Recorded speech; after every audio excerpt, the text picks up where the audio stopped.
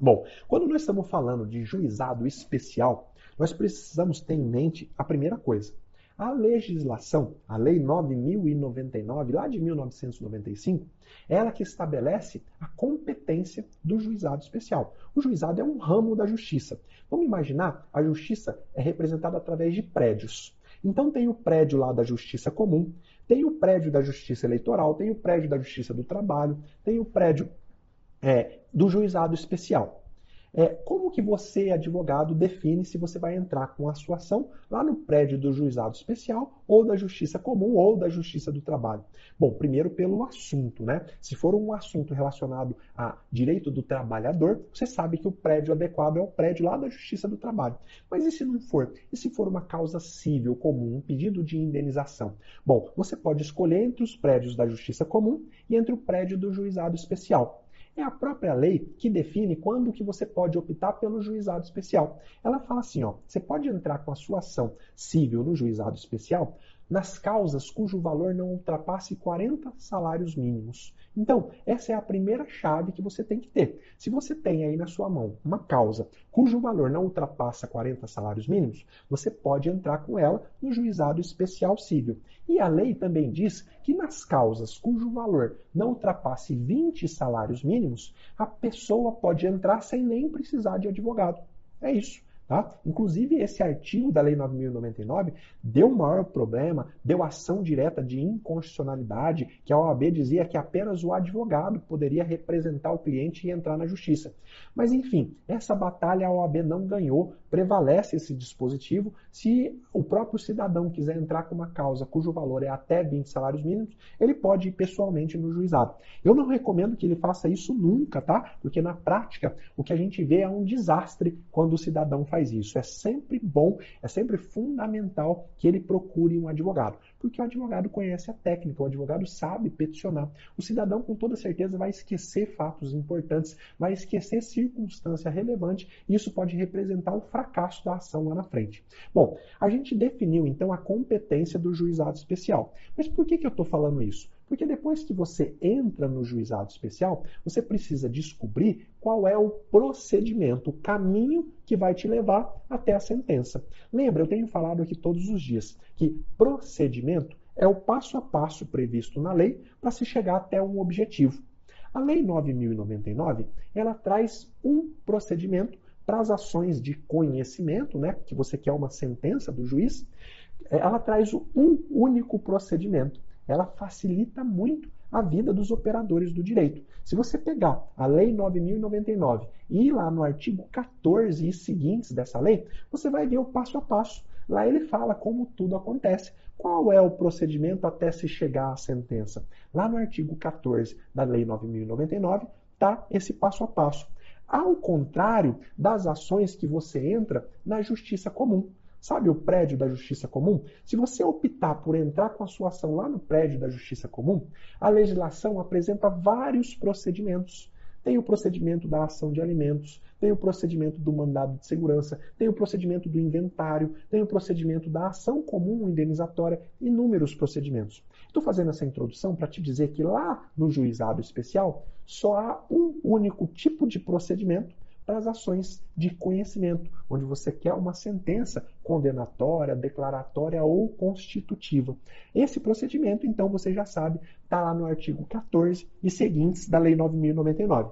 Já fica como tarefa para você ler o artigo 14 e seguintes da Lei 9.099, beleza? Fica com essa tarefa para você não deixar passar esse ponto importante. Vamos falar rapidamente também, porque não é o que mais interessa para a nossa aula, como que acontece esse procedimento no juizado especial. E olha, eu peço licença para aqueles que estão mais avançados, talvez para os mais avançados isso daqui não seja novidade, mas eu gosto sempre de revisitar aquelas coisas que parecem básicas. Sabe por quê? Porque ninguém tropeça em pedra grande. Você já ouviu alguém tropeçar numa montanha? A gente tropeça nas pequenas pedras, nos detalhes. Então, eu gosto de voltar e olhar detalhe por detalhe para evitar que você tropece, que você erre, que você caia em uma pedra pequena. A montanha é fácil de ver, né? As pedras pequenas que estão pelo caminho é que às vezes fazem a gente tropeçar. Então, vamos lá. Como que acontece o procedimento do juizado? Nós vamos passar rapidamente por isso. Bom, o primeiro ato se chama atermação, quando a própria pessoa vai lá no balcão do juizado e fala, olha, eu quero entrar com uma ação. Eu não sou advogado, quero entrar com uma ação. Aí o funcionário do cartório redige a termo aquilo que é a declaração dela. Ela vai contar a historinha e vai formular um pedido. Isso se chama atermação. Tá? Ou a ação pode começar através da famosa petição inicial. O cliente te procura, você analisa, vê que é competência do juizado, formula a petição inicial e dá entrada, entra com a petição inicial. E o que acontece logo em seguida? A secretaria do juízo, ela designa a audiência de conciliação no prazo máximo de 15 dias. Ah, doutor, quer dizer que a minha petição inicial não vai para a mão de um juiz? Olha, ela só vai em uma hipótese antes da audiência. Se tiver um pedido de tutela antecipada ou um pedido de natureza cautelar. Se não tiver, a secretaria já marca a audiência e o processo fica lá na filinha de aguardando a audiência de conciliação.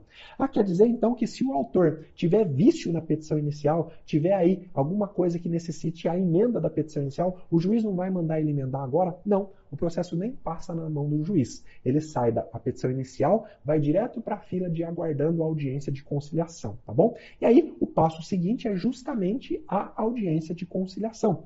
O juizado nasceu com o objetivo de conciliar. Esse é o objetivo de existir do juizado especial. Não é o objetivo de solucionar conflitos através de sentença. A sentença é a medida de exceção. Por isso que no juizado se criou um corpo de conciliadores, pessoas treinadas para fazer com que as partes entrem em consenso. Então, acontece a audiência de conciliação. Caso não haja acordo, e infelizmente na maioria dos processos não há acordo, as partes elas podem optar por uma coisa que se chama juízo arbitral. Professor, o que é juízo arbitral? As partes, ali na audiência, o conciliador vai perguntar, olha, vocês não fizeram acordo, vocês querem escolher o juízo arbitral ou vocês querem continuar aqui no juizado e ir para a audiência de instrução? Se elas falarem que efetivamente, nós queremos ir para o juízo arbitral, cada juizado tem que ter um árbitro, uma pessoa que vai substituir o juiz e vai decidir aquele conflito. O que o árbitro decidir, está decidido, tá? O processo não vai para o juiz depois do árbitro. Agora, se eles não optarem pelo juízo arbitral, vai acontecer a audiência de instrução. Esse é o próximo passo. Da audiência de conciliação, já se marca uma audiência de instrução. E aqui começam a aparecer os problemas. Aqui começa a importância de você conhecer os detalhes do procedimento do juizado. A grande questão é, professor, essa audiência de instrução, ela pode ser realizada no mesmo dia que a audiência de conciliação? Então, meu cliente me procurou dizendo que tem uma audiência de conciliação. Eu vou lá para a audiência com ele. Termina a audiência, o conciliador fala, olha, na sala do lado vai começar a audiência de instrução. Caramba, eu não estou preparado para apresentar contestação, eu não trouxe testemunhas, como assim vai acontecer a instrução? E aqui está o primeiro pulo do gato que você precisa aprender comigo. O artigo 27 da Lei 9.099, lá no parágrafo único, ele diz o seguinte, não sendo possível, aliás, ele diz o seguinte no caput, tá? Não instituído o juízo arbitral, então se as partes não optarem pelo juízo arbitral, proceder-se-á imediatamente à audiência de instrução e julgamento, desde que não resulte prejuízo à defesa. Então a lei fala que imediatamente após a conciliação tem que acontecer a instrução. E o parágrafo único fala assim, mas se não for possível a realização imediata da instrução, essa audiência deverá ser designada para um dos 15 dias subsequentes, tá? Ouvindo-se desde logo as partes, aliás, intimando-se desde logo as partes e as testemunhas presentes. Então, você vai para a audiência de conciliação e você sabe que a regra prevista em lei é que a instrução aconteça no mesmo dia. Para quê? Para diminuir o tempo do processo. Esse seria o cenário ideal, maravilhoso que acontecesse em todas as ações, mas não é o que acontece. Aqui começa a acontecer no juizado uma coisa muito ruim para a imagem da nossa justiça e para o seu trabalho como advogado, que é a variedade de forma de agir. Cada juizado acaba fazendo de um jeito. Tem juizado que a audiência acontece no mesmo dia, a conciliação e a instrução. Tem juizado que a conciliação acontece no dia, a instrução um mês depois. Tem para todos os gostos. Mas, professor, por que é assim? Porque a lei não foi clara, a lei não estabeleceu, não bateu o martelo. Ela deixou a critério de cada juizado, como nós estamos dizendo. Não sendo possível a realização imediata, ela não falou por quê. Tá? Ela falou, olha, se não for possível, e aí, por falta de gente, por falta de tempo, por falta de qualquer coisa, acaba que cada juizado decide a sua prática. Isso é muito ruim, tá? Eu acho que aqui está um ponto que a OAB poderia lutar para mudar a legislação, para que o advogado vá para a audiência de conciliação, sabendo que em seguida vai ter instrução, ou não, sabendo que não vai ter a instrução. A instrução ele vai ter que comparecer em uma outra data, mas tira pelo menos essa insegurança jurídica. Imagina que você o seu cliente, né, foi citado e intimado para uma audiência de conciliação. Você chega lá e o conciliador fala, olha, nós vamos fazer também a instrução. E aí você vira para o conciliador e fala, mas como assim? Não tinha nada escrito no mandado de citação que a audiência de instrução ia acontecer. Eu não trouxe as minhas testemunhas, eu não estou preparado para apresentar a defesa. Aí você vai usar o que está escrito na última parte do parágrafo único aqui desse artigo 27 da Lei 9.099. A audiência de instrução só pode acontecer no mesmo dia da conciliação, desde que não resulte prejuízo à defesa, tá? Desde que não resulte prejuízo à defesa. Olha aqui, ó. Tá vendo aqui no meu mapa mental, ó? Proceder-se-á imediatamente à audiência de instrução, desde que não resulte prejuízo à defesa. Isso significa que você, autor, sempre tem que ir para a conciliação preparado para que, se for o caso, acontecer a audiência de instrução. Então, na prática, o que eu recomendo que você faça? E aqui mais um alerta prático. Consulta o costume local. Se você tem uma audiência num juizado onde você nunca teve audiência, liga lá no cartório e pergunta, ó, aí é costume fazer a instrução no mesmo dia da conciliação? Se ele falar que é, você já sabe que você vai para a conciliação e depois vai ter instrução. Você já vai levar suas testemunhas, você já vai preparado para apresentar a contestação, se você for o requerido. Pergunta, tá? Pergunta. O ideal é que você ligue na véspera da audiência, porque às vezes muda o juiz e o juiz muda o costume da vara. Então, pergunta, liga no cartório e pergunta, vai lá, pergunta para colegas da mesma comarca nos grupos de WhatsApp, tá? Isso é importante. Agora, quer se garantir e não ter nenhum tipo de problema, tá? Quer se garantir para não ter nenhum tipo de problema, sempre vai preparado para o pior. O pior é que a instrução aconteça no mesmo dia da conciliação. Então, leva as suas testemunhas, vai preparado para fazer a resposta oral, se você for patrono do requerido. E olha, uma coisa muito importante, sempre observa o mandado de citação. Se o seu cliente é o requerido e ele recebeu o mandado de citação, lá vai estar escrito a possibilidade da instrução acontecer no mesmo dia. Se não tiver escrito, é mais um argumento para você dizer ali para o conciliador, olha, no mandado de citação só constava a intimação para comparecer na audiência de conciliação. Não consta aqui a intimação para comparecer em instrução. Por isso que nós não trouxemos testemunhas. Eu não posso ser prejudicado por um erro no mandado de citação. Então, duas questões práticas. Liga no cartório, pergunta qual é o costume. Se o costume for a instrução, junto com a conciliação, já vai preparado para isso. E outra dica prática, leia o que está escrito no mandado de citação. Às vezes o cliente te procura, te dá o mandado de citação, você olha a data da audiência e joga fora. Não, lê mais. Lê o que está escrito. Se a intimação é para comparecer na conciliação, com a possibilidade da instrução ser procedida na mesma data. Se tiver, já vai esperto. Por que eu estou dizendo isso? Olha, inúmeras vezes eu vi o advogado desesperado na minha sala, dizendo, doutor, acabei de sair de uma audiência do juizado, ninguém me falou que ia ser audiência de instrução junto com a conciliação. Eu não trouxe as testemunhas, meu cliente vai perder mesmo tendo direito. Eu falei, doutor, quem fala é a lei. Olha aqui, ó, o artigo 27 está dizendo que não sendo instituído o juízo arbitral, proceder-se-á imediatamente à audiência de instrução. Quando que isso pode resultar prejuízo à defesa? Quando a defesa não é avisada. Se a defesa não foi avisada que ia ser também uma audiência de instrução, é óbvio que há prejuízo a ela. Mas se ela foi avisada, está lá no mandado de citação e a lei já abre essa possibilidade, eu te recomendo que você vai sempre preparado, tá bom? Fiz essa introdução ao procedimento, como é que é o passo a passo, só para te explicar isso. A possibilidade da instrução acontecer no mesmo dia da conciliação, porque eu já vi muita gente errando nesse ponto, beleza? A nossa aula de hoje é focada na instrução. Primeiro ponto, que eu queria dizer para você.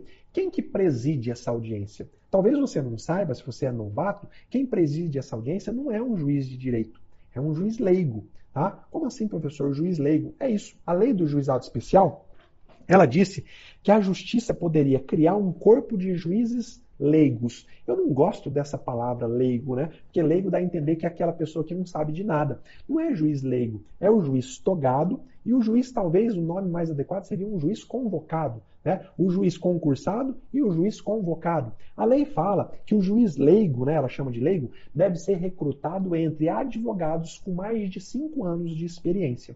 Em alguns estados já há concurso para juiz leigo, né? Porque foi o nome que a lei usou. Já há concurso. Aí não é o caso mais nem de convocação. Mas na maioria dos estados, é o juiz do juizado que convoca um advogado e ele passa a ser juiz leigo na comarca.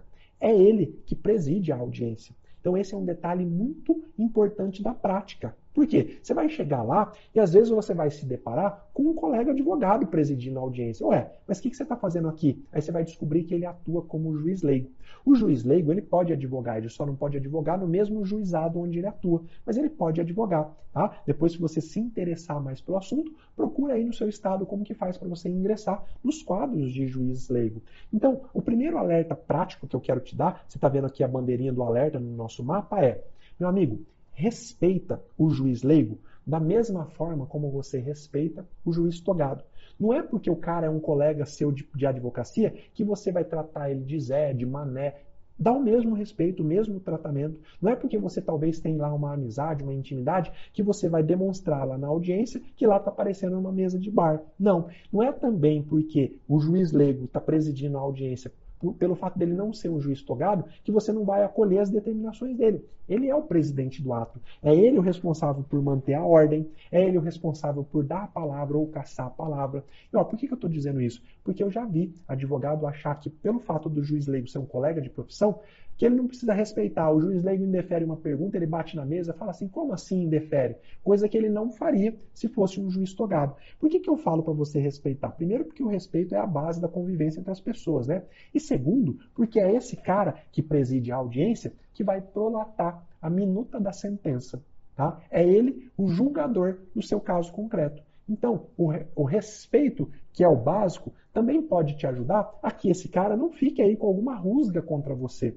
Às vezes ele não vai demonstrar, mas você está ali numa situação de embate sem nenhum propósito, né? E aí você esquece que ele é a autoridade ali no ato. E é ele que vai efetivamente prolatar a sua sentença, tá? Eu coloquei aqui no nosso mapa, ó, não é porque o juiz leigo é um advogado que os demais advogados presentes não devem respeitá-lo. Na maioria das vezes, tá, para sua informação, aquela minuta de sentença que o juiz leigo faz, o juiz togado homologa. Ou seja, o cara que conduz a sua audiência de instrução é o cara que vai definir, que vai decidir o seu caso. Então, respeite a autoridade do juiz leigo, tá bom? Olha, uma informação aqui mais técnica, às vezes os tribunais podem dispensar o requisito de 5 anos. Para ser juiz leigo, um dos requisitos é ter 5 anos de advocacia. Mas eu já tive que enfrentar essa situação. Trabalhei em uma comarca onde não havia nenhum advogado com mais de 5 anos de experiência e que desejava ser juiz leigo. Eu acabei nomeando, na época, um advogado que tinha 3 anos de experiência. Era melhor isso do que a gente ficar sem juiz leigo, tá bom? Agora, uma coisa que você deve saber é que, como regra, quem preside a audiência é o juiz leigo. Mas o juiz togado, o juiz concursado, o juiz lá do juizado, se ele quiser, ele pode presidir a audiência sem nenhum problema. Eu já presidi várias vezes. Acontecia de ter lá uma pauta de audiência, lotada de audiência, e o juiz leigo ficou doente na véspera. Pô, eu não ia cancelar todas as audiências. Eu fui lá para o juizado e presidi as audiências. Então, o juiz togado, ele pode presidir. Não é normal, não é o costume. Mas o que eu estou dizendo é para você não estranhar. Às vezes você chega lá no juizado e quem está presidindo a audiência é o juiz togado e não o juiz leigo, tá bom? Importante, quem deve comparecer? Aqui entra um ponto de fundamental importância. A audiência de instrução do juizado especial cível. É sobre isso que nós estamos falando, tá? Eu vou falar agora quem deve comparecer nesse tipo de audiência. Obrigatoriamente, o autor. O autor, a parte autora, sob pena de extinção da ação. Isso está previsto lá no artigo 51, inciso 1. O autor não pode ser representado por procurador. O comparecimento é pessoal. Havendo algum impedimento, prove esse impedimento e peça a redesignação.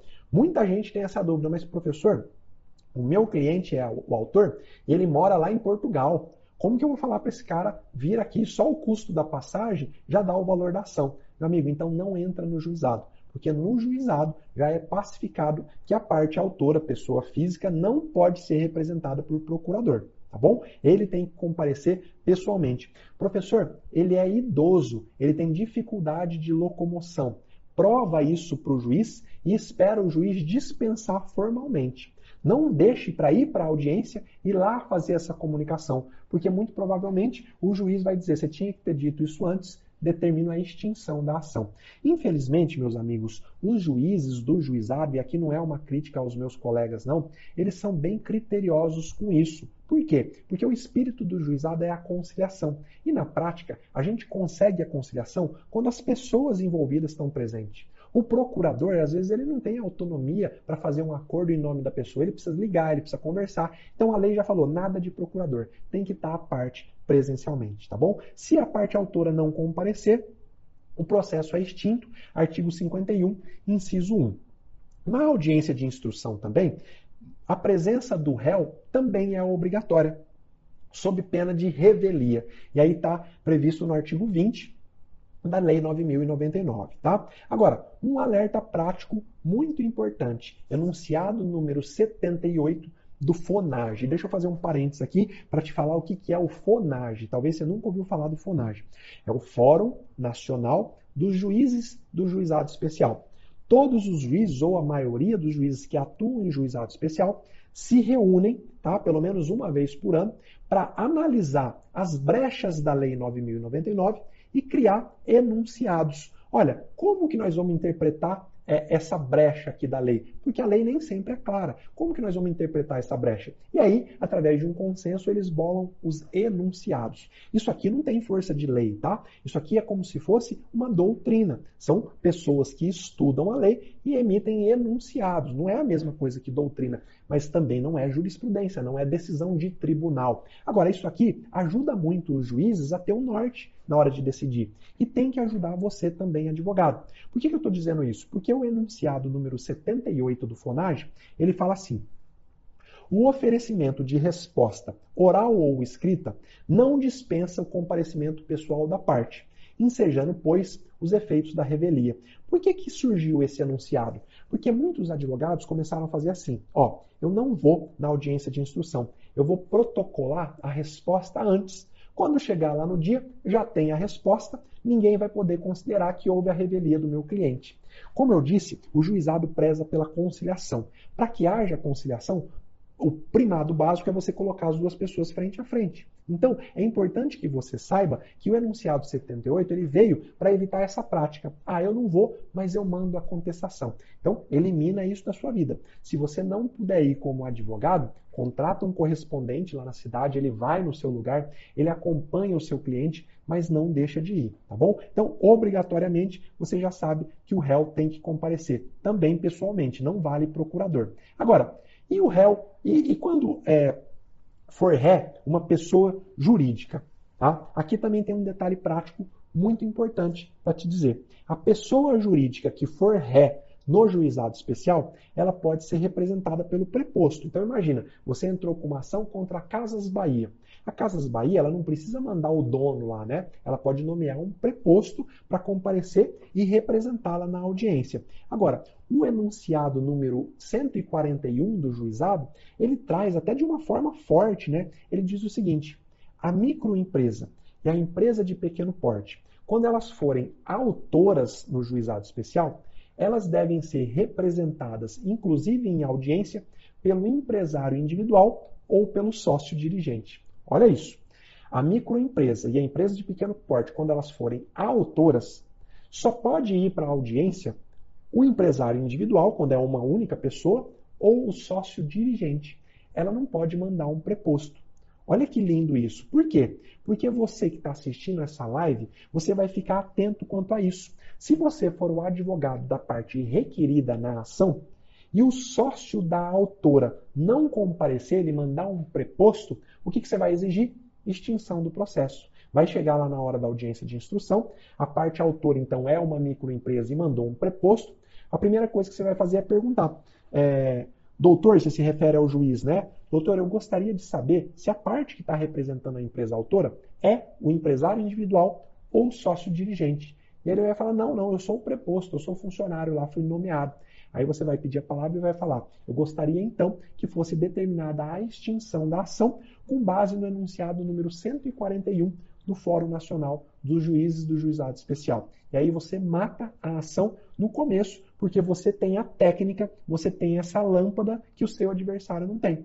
Se o seu adversário estivesse aqui assistindo à audiência, ele também ia ter a lâmpada do conhecimento e ele não ia para a audiência sem levar ou o empresário individual ou o sócio dirigente. Então, marca essa sacada aí para você, tá? Eu tenho certeza que mais cedo ou mais tarde você vai colocar ela em prática e aí você vai correr lá no meu Instagram e vai me contar, professor, deu certo, eu consegui a extinção da ação com aquela dica que o professor deu, tá? Então, marca isso aí para você não esquecer, que eu tenho certeza que isso vai fazer diferença na sua vida, tá bom?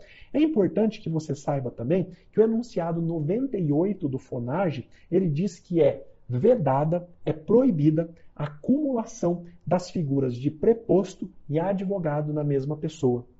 Às vezes, a empresa faz assim, como a nossa verba aqui está curta, eu vou pagar lá tantos reais para você fazer a audiência como advogado, mas vai você também como preposto, porque daí eu não preciso pagar para outra pessoa. Aí você vai falar, não, o FONAGE, ele tem um enunciado, o enunciado 98, que ele proíbe, ele veda a acumulação das funções de preposto e advogado na audiência. Você também já sabe agora, se por acaso você chegar para a audiência e a parte contrária chegar só com o advogado, e o advogado lá feliz e contente falar assim, eu estou como advogado, também estou como preposto. O que você vai falar? Excelência, essa ação tem que ser extinta nesse momento ou tem que ser considerada revelia, né, se for a parte requerida. Tem que ser considerada revelia, porque é vedada a acumulação da função de preposto e advogado na mesma pessoa. Então, se a parte está como advogado, não veio um representante, então revelia nela, tá? Guarda também esse enunciado do FONAGE aí no seu bolso, tá? Guarda, porque é uma carta na manga para você poder usar, beleza? E aqui tem o enunciado 99 do FONAGE, que também é importante.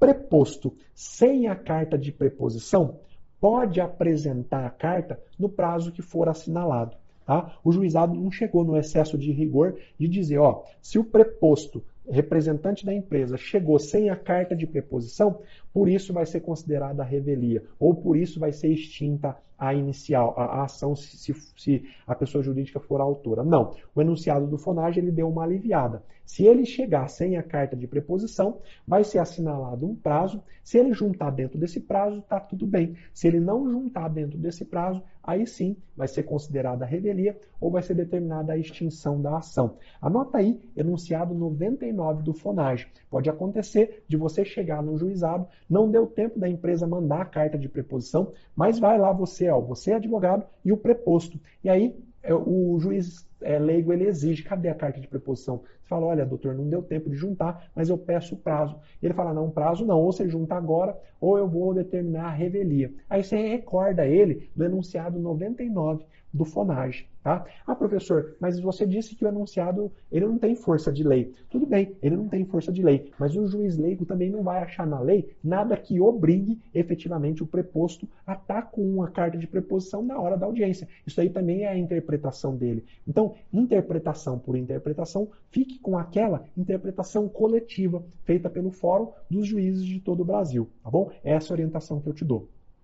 Mais um aspecto sobre a audiência de instrução, sobre o comparecimento das partes. Nessa audiência, não há obrigatoriedade de comparecimento dos advogados se o valor da causa não superar 20 salários mínimos. Tá? Então, não há obrigatoriedade de comparecer na audiência de instrução com o advogado se a causa for até 20 salários mínimos. Se for acima de 20 salários mínimos e a parte comparece sem advogado, a parte simplesmente, se for a parte requerida, ela não pode apresentar a resposta. Ela precisa do advogado. Se for a parte requerida, ela não pode fazer perguntas às testemunhas. A ação vai continuar sem que ela tenha a defesa técnica, tá bom? Agora, e se só comparecer a parte sem o advogado nas causas de valor superior a 20 salários mínimos. É exatamente isso que eu estava dizendo. Não há direito a fazer perguntas. Então imagina, o autor entrou com a ação através de advogado.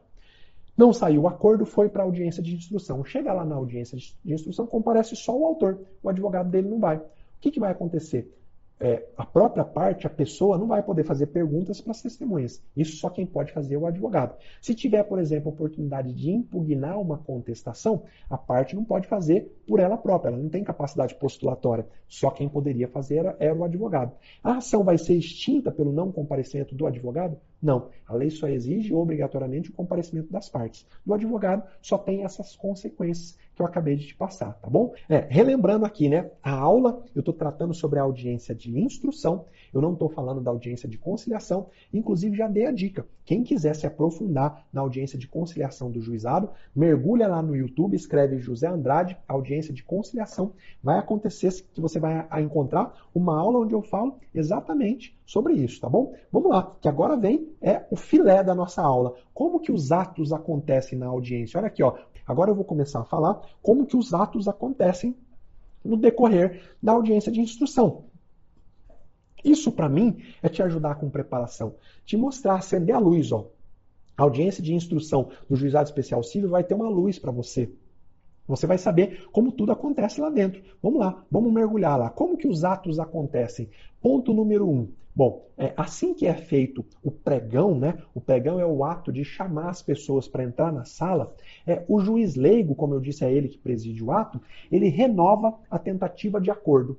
Como assim, professor? Não tem uma audiência só para tentativa de conciliação? Tem. Mas na audiência de instrução, o juiz leigo tem que renovar a tentativa de acordo. E olha, muitas vezes sai acordo, tá? Às vezes a pessoa já está de saco cheio de esperar o processo, já é a segunda audiência, ela está perdendo o trabalho, às vezes sai acordo. Então os juízes leigos precisam ser bons em acordo também, tá? E eu quero dizer para você que mesmo então, sendo uma audiência de instrução, vai para essa audiência com uma proposta de acordo. Conversa com o seu cliente antes, explica para ele, ó, o juiz leigo vai perguntar sobre acordo. Às vezes seu cliente vai estranhar, vai falar, mas a audiência de conciliação já não foi? Aí você fala para ele, não, lá ele tem a obrigação de renovar a proposta de acordo. Então, dica prática que eu quero te dar. Pense em uma proposta de acordo. Não deixe para pensar só lá na hora da audiência. Se você já sabe que vai ter proposta de acordo, já pensa sobre o acordo. Às vezes pode ser interessante que você faça efetivamente um acordo, tá bom? E aí, e na sequência, o que acontece logo em seguida? Bom, na sequência, o réu apresenta a resposta, tá? Lá na audiência de instrução. Pode ser escrita ou pode ser oral. Professor, quer dizer que eu posso levar a minha resposta escrita em papel lá para a audiência? Bom, se na justiça onde você está trabalhando, o processo já é eletrônico, você tem que protocolizar no sistema eletrônico.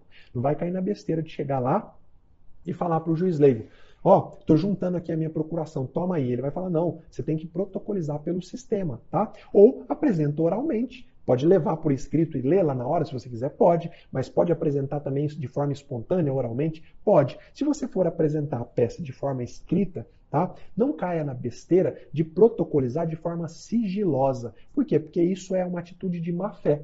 Não tem nada que impeça o réu de ficar, aliás, o autor, né, de ficar sabendo da sua resposta antes da audiência. Não tem nenhum problema isso. É má fé você esconder a petição só para que o autor não fique sabendo. Tá? Não há essa previsão legal. Então não faça isso na prática, que corre o risco de juiz condenar, inclusive, por litigância de má fé. Tá? É claro que se tiver algum pedido cautelar, por exemplo, que a outra parte não pode ficar sabendo, aí se justifica protocolizar a peça com o sigilo. Caso contrário, não faça isso. Sabe o que você pode fazer na prática? Protocola a contestação no mesmo dia da audiência, tá? E aí mal vai dar tempo para outra parte ter acesso. E olha, qual é o problema? Ela vai ter acesso na audiência mesmo, né? Então não tem problema. Mas aqui a gente entra numa grande celeuma, tá? Um grande ponto de discussão que eu quero dar uma aprofundada aqui com vocês. Qual é o prazo para apresentação de resposta no juizado? Qual é o prazo? Tem isso previsto lá na lei certinho? Está lá igual está no Código de Processo Civil, o prazo para contestação é de 15 dias depois da audiência? Não, infelizmente não. Tá? Olha que absurdo, né? A lei não deixa claro qual é o prazo para apresentação de resposta. Está aqui mais um detalhe que a OAB poderia levantar essa bandeira e exigir dos nossos legisladores o esclarecimento da lei. Por isso tem o enunciado número 10, tá? O enunciado número 10 do FONAGE. Esse enunciado fala assim: A contestação poderá ser apresentada até a audiência de instrução e julgamento. Até a audiência de instrução e julgamento. Mas, professor, o meu cliente foi citado e lá no mandado de citação está dizendo que a contestação tem que ser apresentada no prazo de 15 dias após a audiência de conciliação. Meu amigo, nesse caso, se constar isso no mandado, eu recomendo que você observe. Apresenta a resposta, a contestação, antes da audiência, dentro do prazo que tiver no mandado. Professor, não tem nada no mandado, não fala de prazo para contestação. Aí você sabe que a contestação poderá ser apresentada até a audiência de instrução e julgamento. Agora, eu fiz questão de anotar que isso varia muito de local para local e causa grande insegurança jurídica. Pô, o que custa estar lá na lei, né, que a contestação tem que ser apresentada 15 dias após a audiência de conciliação, caso não saia acordo? Inclusive, como é isso que consta no Código de Processo Civil, muitos juízes entendem que aplica-se o Código de Processo Civil, ou seja, que o prazo não é até a audiência de instrução, é 15 dias após a audiência de conciliação. Então, meu amigo, para você não errar, jamais usa o prazo mais restritivo possível. Não coloca a sua cabeça em risco, não vai deixar para apresentar lá na audiência de instrução, embora haja um enunciado dizendo isso, se você corre o risco do juiz lá daquele juizado entender que aplica-se o Código de Processo Civil. Então, não quer errar? Jamais. Aconteceu a audiência de conciliação, 15 dias após é o prazo para você apresentar a sua contestação. Assim você não erra nunca, tá? Agora, observa tudo o que estiver constando no mandado. Eu costumava colocar nos mandados de citação no juizado, quando eu estava no juizado, a advertência expressa. A contestação poderá ser apresentada até a data da audiência de instrução. Quando eu fazia isso, acabou, não tem mais dúvida. É um jogo limpo. O processo não pode ser um jogo sujo, onde o juiz quer ficar pegando o advogado nas picuinhas, onde o advogado quer ficar pegando o juiz nas nulidades. Não, o processo tem que ser um jogo limpo. O processo existe para garantir direito. Não é uma brincadeira que custa caro, né? Então, eu acho que a gente tem que jogar limpo. Eu sempre joguei limpo, mas eu acho que a lei é a primeira, né? Seria a primeira a ter que jogar limpo, a esclarecer as cartas do jogo. A lei não é clara, então eu estou te ensinando hoje, como medida de prática, usar sempre o prazo mais restritivo. Ah, professor, eu perdi esse prazo mais restritivo. Então, se agarra aqui no enunciado 10, tá? Vai no enunciado 10 do FONAGE, que a contestação pode ser apresentada até a audiência de instrução e julgamento, tá bom? Esse é um ponto muito importante sobre a apresentação da resposta. Vamos para um outro ponto polêmico. Quem gosta de polêmica aqui, né? E aula sem polêmica não é aula boa. Eu não vou vir aqui só para ficar tocando naqueles pontos que são fáceis. Eu tenho que entrar nos pontos difíceis, porque é no ponto difícil que surge a sua dúvida, tá bom? E aí, o autor apresenta resposta à contestação lá no ato? Às vezes você deve estar se perguntando, mas professor, cabe impugnação à contestação no juizado especial? Lá no meu juizado onde eu atuo, o réu apresenta a contestação e já se parte para a instrução. Não é aberto para mim a oportunidade de impugnar a contestação. E aí, eu quero falar de um erro generalizado que acontece nos juizados do Brasil. A dúvida é, cabe impugnação à contestação no juizado?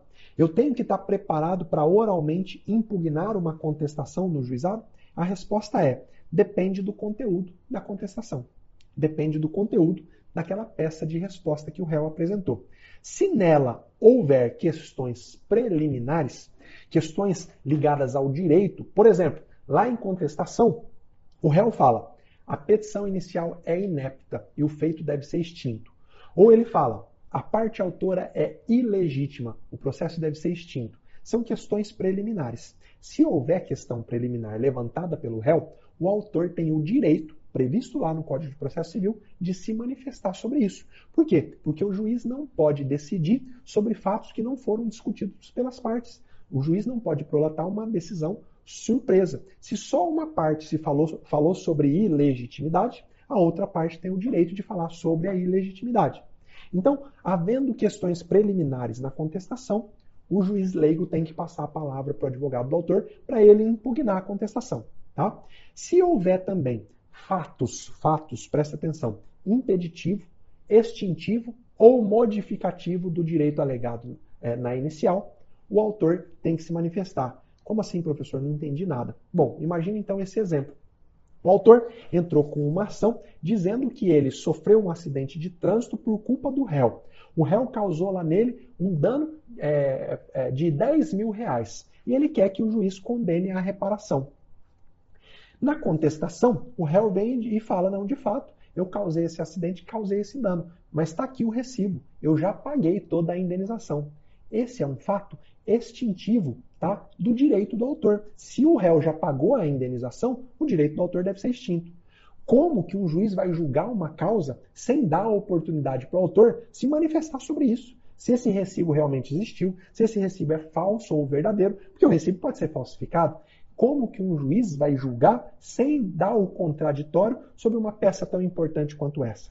Então, a chave para você entender é, todas as vezes que lá no conteúdo da resposta do réu tiver algum fato extintivo, modificativo ou impeditivo do direito do autor, há o direito a impugnar a contestação. Tá bom? Então não é critério do juiz, não é o juiz que decide, não é o juiz togado que, hoje eu estou feliz, hoje eu vou deixar o autor impugnar a contestação. Nada disso. O critério é legal. De onde que eu estou tirando isso? CPC, Código de Processo Civil. O Código de Processo Civil fala exatamente o que eu estou falando para você. Como a lei do juizado não fala nada, aplica-se subsidiariamente o Código de Processo Civil. Então, aquele que disser para você que não há impugnação à resposta no juizado, está mentindo, tá errando. E outra, está criando uma situação de injustiça. Como que nesse caso concreto você, juiz, julgaria? Você ia acolher então um recibo sem nem saber se esse recibo é verdadeiro ou falso?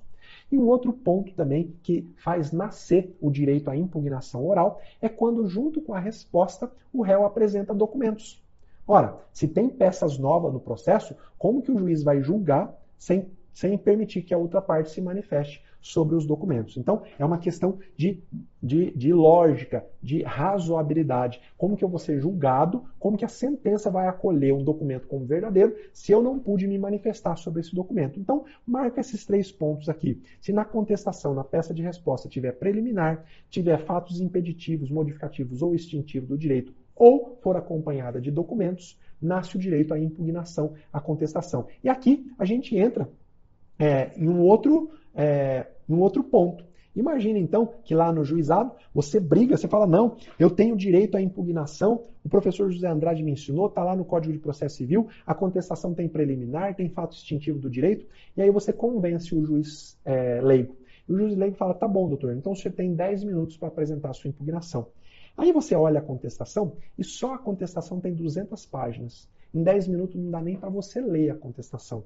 Tá? Quanto mais ler e também impugnar. Às vezes, só de documento, a empresa, geralmente a empresa faz esse tipo de sacanagem, junta lá 200 folhas só de documento.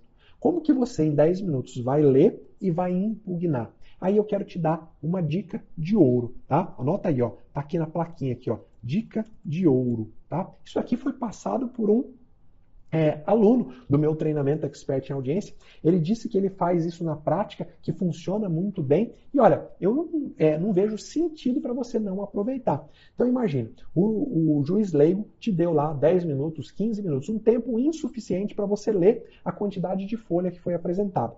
Você vai virar para ele e vai dizer, é claro que esses ingredientes técnicos eu coloquei também, tá? Você vai dizer para ele, olha, doutor, você pode fazer uma pesquisa no Google aí agora e você vai ver que uma pessoa média leva de 3 a 4 minutos, se não me falha a memória, para ler uma página.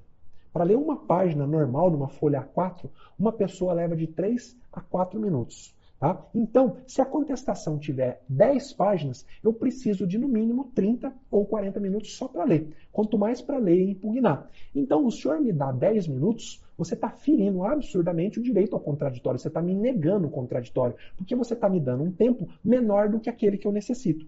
Se tem documentos, cada documento, eu também vou demorar de 3 a 4 minutos só para ler os documentos. Porque eu só vou impugnar lendo. Eu não vou impugnar passando o olho. O meu trabalho como profissional é sério. Eu não posso impugnar um documento que eu não li. Então, ou Vossa Excelência me nega o direito a impugnar a contestação expressamente, ou me dá o tempo que eu preciso. Se você me der aí 2 horas, você pode fazer o cálculo lá, A contestação tem 200 páginas, eu preciso de 200 vezes 3 minutos. Se você me der esse tempo, sem nenhum problema, eu fico aqui, eu leio e impugno. é óbvio que o juiz leigo ele vai ficar sem saída, porque você apresentou raciocínio lógico. Ele pode ser truculento e passar por cima? Pode, mas ele está deixando uma nulidade para trás. Mas se ele for racionalmente tentar indeferir o seu pedido, ele não tem saída. Sabe o que acontece na prática? Na prática, esse meu aluno me disse que depois que ele fazia todo esse raciocínio, ele dizia, mas olha, eu também não quero atrasar a pauta aqui do juizado, eu não quero fazer o colega ficar esperando 1 hora só para eu ler os documentos. Se o colega concordar e o juiz leigo quiser me dar 24 horas, em 24 horas eu apresento a impugnação por escrito. Na hora, o juiz leigo não queria atrasar a pauta. O colega não queria ficar 1 hora ali só esperando o outro ler a contestação. Os dois concordavam, isso ia para a ata e o advogado conseguia 24 horas para impugnar a contestação e ele fazia isso na tranquilidade do escritório, lendo tudo calmamente, conversando com o cliente. Veja, isso é uma dica prática. Isso é uma dica do dia a dia. Só essa dica aqui, ó, já vale você estar aqui comigo por todo esse tempo que você já está. Se falar assim com o juiz, acho que corre o risco de levar um xingão. E ela deu risada. Olha, deixa eu te dizer o seguinte. A gente precisa melhorar a justiça do nosso Brasil. Para a gente melhorar a justiça do nosso Brasil, a gente precisa entender que o juiz ele não faz o que ele quer na audiência. Ele faz o que está na lei. Ele não pode simplesmente ser truculento e passar por cima do direito das pessoas. O direito ao contraditório está na Constituição, é uma coisa séria. Então, quem é advogado não entra nessa onda de que, se eu fizer isso, o juiz vai me xingar. Se o juiz te xingar, lei de abuso de autoridade, processa, vai para cima. O juiz ele precisa entender que ele é um dos atores do processo, ele não é a estrela do processo. Não tem isso, não existe estrela no processo. Se há estrela no processo, a estrela são as partes, e não o juiz, e não o advogado, e não o promotor. Então, tira esse tipo de raciocínio da sua forma de pensar, tá? E aqui não é nenhuma bronca, não, é só um alerta, porque eu sei que muita gente deixa de tomar certas atitudes porque tem medo da reação do juiz. Os meus alunos não. Eu não aceito e não tolero. Eu sou magistrado, eu posso falar isso com categoria. Nós estamos no mesmo barco. Os advogados têm que estar tão bem preparados quanto o juiz também tem que estar preparado. Nada disso do juiz despreparado e querer esculhambar, dar um xingão na parte. Se o juiz quiser indeferir, que ele faça com argumentos lógicos. Ele pode raciocinar, ele senta e escreve. Ele pode apresentar argumento errado, argumento absurdo? Pode, isso a lei confere. O que ele não pode é não argumentar, destratar, dar xingão. Nada disso, tá bom? Beleza, galera? Vamos lá, vamos pra frente, vamos caminhar aqui que a gente ainda tem bastante conteúdo. Então, essa dica de ouro, eu espero que você tenha pego ela. Seguindo, nós estamos falando aqui como que as coisas acontecem. Falei do prazo para apresentar a resposta, falei sobre a impugnação. E aí tem a possibilidade, no juizado, do réu, do requerido, apresentar um pedido contraposto, que é como se fosse uma reconvenção. A diferença é que o pedido contraposto ele só pode se basear nos mesmos fatos alegados na inicial. A reconvenção ela pode ir além, ela pode se basear em fatos conexos àqueles da inicial. No juizado especial, você só pode apresentar um pedido contraposto, que é o réu formulando um pedido contra o autor, se for baseado nos mesmos fatos da inicial. Tá? Se no seu caso concreto o réu apresentar o pedido contraposto, obviamente que você, advogado do autor, tem o direito de responder aquele pedido contraposto. E a lei fala que essa impugnação ao pedido contraposto tem que ser feita lá no ato, lá na audiência. Então, já vai preparado para isso. Tá? Para você não ter surpresa. Eu já vi advogado sendo surpreendido. O advogado do autor vai lá para a audiência, achando, não vou ter que fazer nada, quando muito vou impugnar a contestação. Chega lá, o cara apresenta a contestação com um pedido contraposto. E o juiz leigo fala, doutor, o senhor está com a palavra para impugnar o pedido contraposto. Se você não impugna o pedido contraposto, ele é tido como verdadeiro. É o mesmo efeito da revelia. Tá? Agora, o artigo 31, parágrafo único da Lei 9.099, ele dá uma brecha aqui. Ele fala que o autor poderá responder ao pedido do réu na própria audiência ou requerer designação de nova data, que será desde logo fixada, ciente os presentes. Então, se você não se sentir à vontade para poder impugnar a resposta do réu com pedido contraposto, você pode, com base no artigo 31, parágrafo único, solicitar que seja designada uma nova data. Mas eu já te digo, na prática isso não costuma acontecer não. Tá? Na prática o juiz leigo vai torcer o nariz, vai querer que você impugne ali. Mas às vezes você não tem nem documento para impugnar. Às vezes o cliente não tem informação para que você apresente a resposta. Então você vai ponderar isso. Você fala, olha, para mim não seria nenhum problema apresentar a impugnação ao pedido contraposto. Mas o meu cliente precisa ver com a esposa dele se isso realmente aconteceu. O meu cliente precisa ver efetivamente os documentos que ele tem para eu poder impugnar esse pedido contraposto. E aí você vai raciocinar, vai explicar por que esse poderá aqui, ó, pode ser transformado em um deverá, tá bom? Você já sabe, então, que há a possibilidade do réu apresentar o pedido contraposto na contestação dele. Seguindo a sequência dos acontecimentos, na sequência, colhe-se o depoimento do autor e depois do réu, e aqui vale a mesma coisa, tá? Quando está se ouvindo o autor, o advogado do autor não faz perguntas. Quando está se ouvindo o réu, o advogado do réu não faz perguntas, tá? Não vou entrar na razão pela qual, mas estou te ensinando que é assim que funciona. Na sequência, ouve-se as testemunhas, primeiro do autor e depois do réu. E aqui entra uma causa de grande erro no juizado, que você que está comigo aqui nunca mais vai errar. Ouve-se as testemunhas do autor. A grande causa de erro aqui é que as testemunhas no juizado, na audiência de instrução do juizado, como regra, elas não precisam ser arroladas. Você não precisa apresentar o rol de testemunha antes de ir para a audiência. Basta simplesmente que você leve as testemunhas para a audiência. Ah, professor, mas eu não tenho contato com aquela testemunha. Então, você precisa pedir ao juízo a intimação com um prazo mínimo de 5 dias antes da audiência. É isso que está lá na Lei 9.099. Então, você leva a testemunha para a audiência sem precisar arrolar, ou 5 dias antes da audiência, no mínimo, você apresenta o rol e pede para o juiz intimar. Tá? Isso está expressamente previsto no Código de Processo Civil. Dica prática que eu quero te dar, aliás, na Lei 9.099. Dica prática que eu quero te dar. Evita arrolar suas testemunhas antes. Tem advogado que fica com medo de perder o prazo, de esquecer, e ele já lá na inicial coloca o rol de testemunha. Por que eu estou dizendo para você evitar de apresentar o rol de testemunhas antes? Para que a parte contrária não conheça o rol de testemunha, para você não facilitar para ela o trabalho dela investigar e achar ou inventar motivos para uma contradita. Se ela não sabe quem são suas testemunhas, só vai ficar sabendo lá na hora, mal vai dar tempo dela investigar, ver se é algum parente, se é algum amigo. E olha, eu recomendo que não seja, tá? Mas às vezes, quando se tem tempo, a parte vai atrás. Acha lá uma foto do autor abraçado com a pessoa que vai servir de testemunha. Pronto, já é motivo para ele querer suscitar uma suspeição lá na audiência. Mas se você não arrola as testemunhas antes, só chega com ela para o dia do ato, você não dá tempo para o seu adversário fazer isso, tá? Por isso que eu anotei aqui, ó, isso dificulta a apresentação da contradita.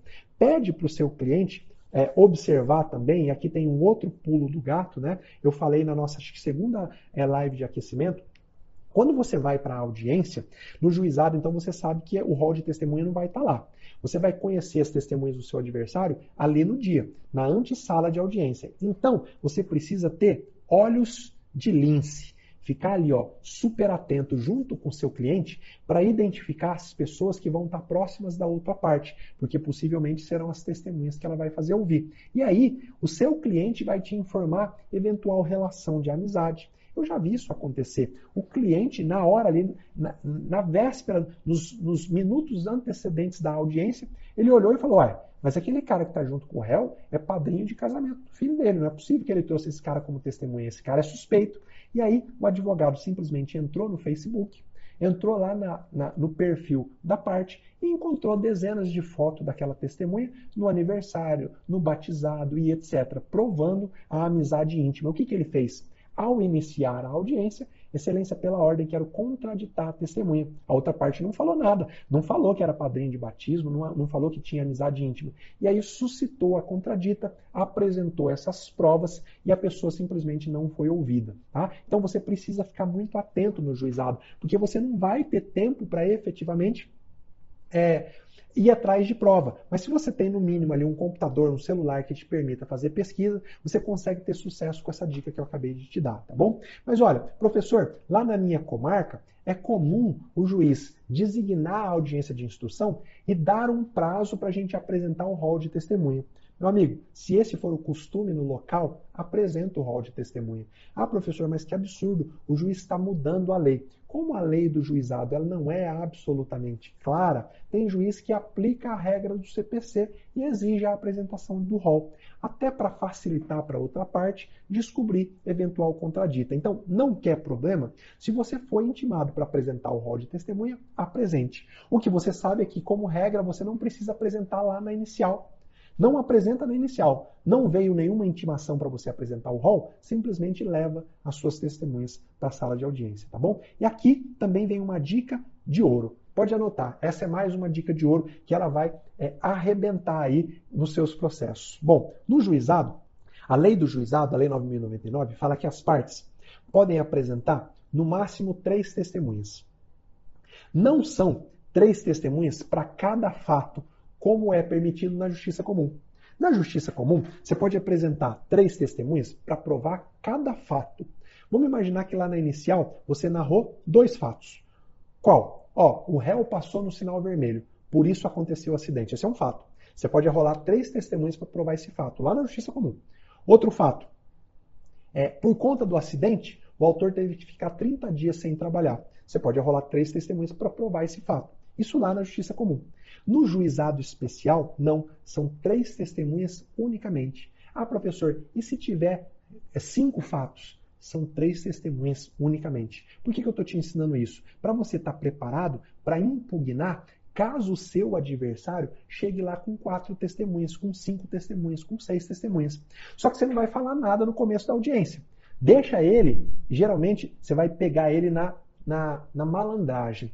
Geralmente o advogado costuma fazer assim, a minha melhor testemunha eu vou deixar por último. E aí ele arrolou 4 testemunhas. Ele arrolou não, ele levou para a audiência 4 testemunhas. Ele ouve uma ruinzinha, ouve uma outra mais ou menos, ouve uma outra que sabe mais ou menos dos fatos. A hora que ele pede para chamar a última, você vai falar, excelência, pela ordem. O juizado só permite 3 testemunhas para cada parte. Ou seja, está precluso o direito dele, uma vez que ele já ouviu as 3 testemunhas. E aquela 4ª testemunha maravilhosa que ele tinha deixado para o final, ele não vai conseguir ouvir. Veja que isso é jogar com as regras do jogo. Quando você conhece a regra do jogo, quando você tem a luz do conhecimento, esse quarto da audiência ele é iluminado para você, mas ele é escuro para a parte contrária. Veja, isso aqui tem no juizado, na justiça comum não dá. Por isso que é importante você conhecer e saber diferenciar os procedimentos. O advogado acostumado com a justiça comum vai para o juizado e passa vergonha, porque ele não sabe dessa dica. Tá? Então é importante, agora você tem mais essa velinha aí que serve para você, você já sabe que são 3 testemunhas, então você vai chegar para o cliente e falar, são 3, vamos escolher as melhores. Se você tem 5, deixa eu conversar com as 5, eu vou decidir quais são as 3 melhores dessas 5. Não adianta nada a gente levar as 5 lá para a audiência, tá bom? Então é importante que você tenha essas cartas na manga. Agora, o que acontece daí para frente, depois de serem ouvidas as testemunhas? Vamos falar de alegações finais? Professor, há alegações finais no juizado especial? Bom, olha lá, o enunciado 35 do FONAGE, ele fala assim, terminada a instrução, não são obrigatórios os debates orais. Tá? Não são obrigatórios. Isso significa que você não pode exigir alegações finais no juizado especial. Então eu recomendo que você veja qual é o costume local, para você ir bem preparado. Se o costume local é que haja alegações finais, vai preparado para isso, para você não passar vergonha na frente do cliente. O juiz leigo passa a palavra para você e você não sabe o que falar, não sabe como agir, né? Vai preparado. E também você surpreende o seu cliente, tá bom? Olha, o que eu quero que você tenha em mente é que não existe direito líquido e certo à apresentação de alegações orais no juizado.